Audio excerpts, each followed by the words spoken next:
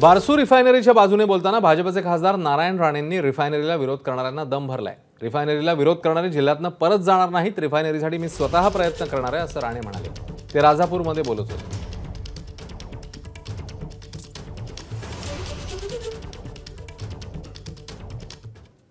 येऊ दे ना आता आंदोलक।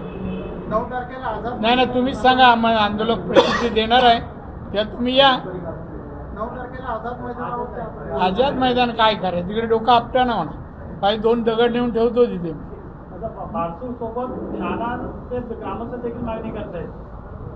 नाणार आणि बारसूर या दोन्ही ठिकाणी मागणी होती। मी तुम्हाला सांगतो, कोकण कळतो ना तुम्हाला, रत्नागिरी आणि सिंधुदुर्गात जर आले मी त्यांना येऊ देत नाही विरोधात। बाकीची जबाबदारी पोलिसांची, आमची नाही।